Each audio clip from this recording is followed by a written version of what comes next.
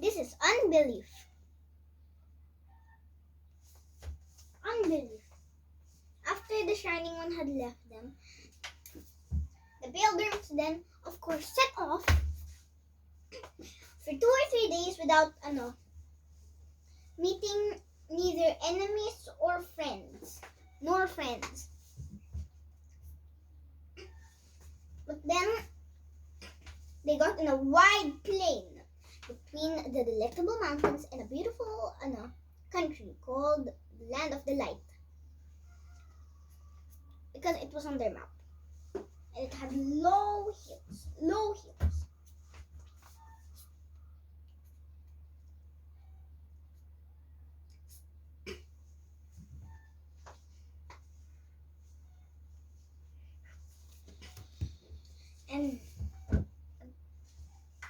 And they remembered that part of the valley,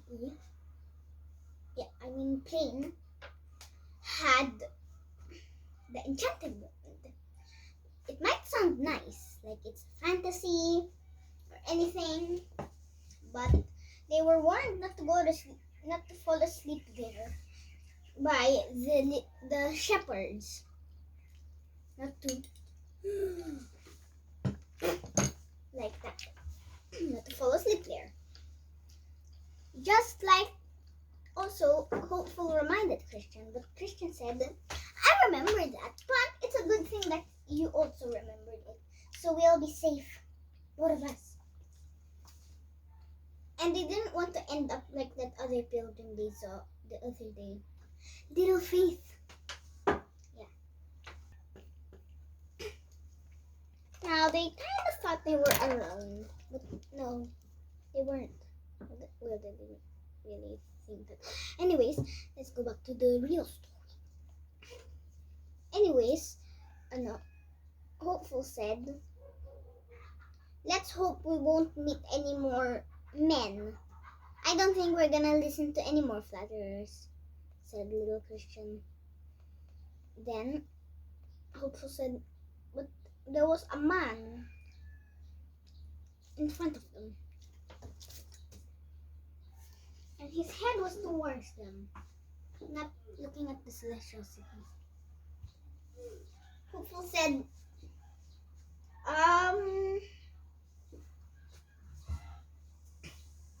do you think he will hurt us? Then Christian said, no. He has a pilgrim's dress, and he looks kind. Yeah, well, he did have a pleasant and gentle face, and his voice sounded nice. But the little pilgrims knew that they shouldn't listen to him.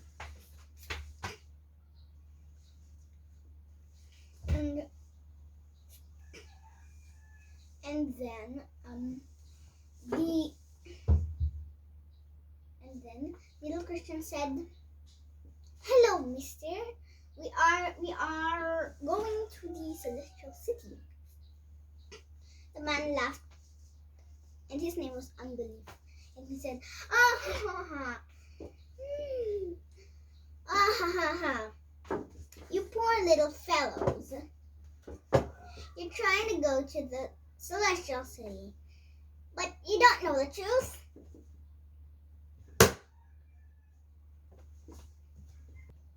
What truth? Asked Hopeful. Then Unbelief said, well, it's a tiresome journey, and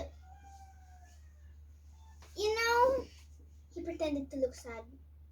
When you get to the end of it, he pretended to look sad. There's no king or city. But then little Christian said, but we heard from the king's own. We heard it from the king's own servants. Then,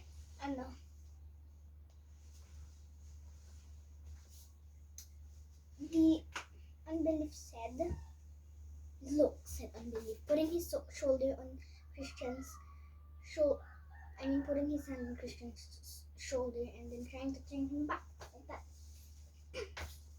Listen to me. I'm growing old and you're just young, a child.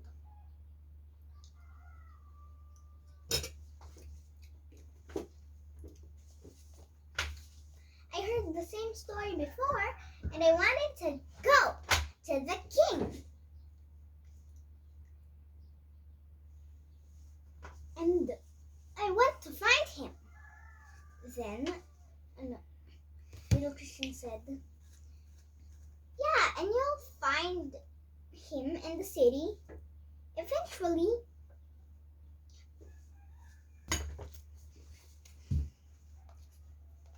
Anyways,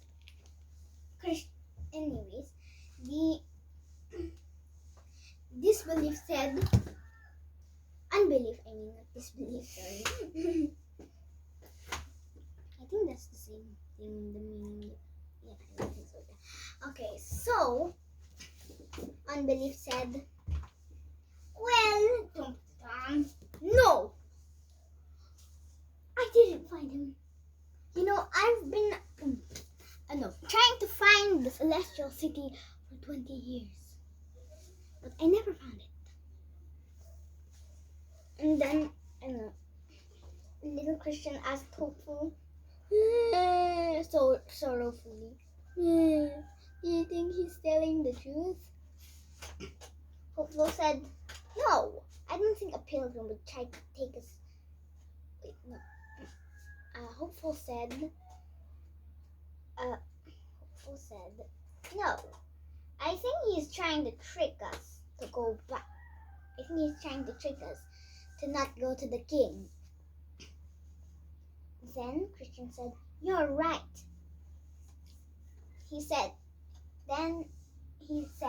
Little Christian said to unbelief, actually, we won't go with you. You are deceiving us. Then the unbelief said, but I am just trying to get you back to your homes safely. Won't you come with me? Then little Christian said, no, we're going to the celestial city.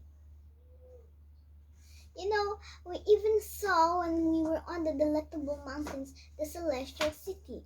So we believe that you are trying to deceive us. And then unbelief said, well, whatever you think, then you can go for it. But I'm going to my own country again. Goodbye. Then little Christian said, yeah, and we are going to the king. Bye. And then unbelief walked away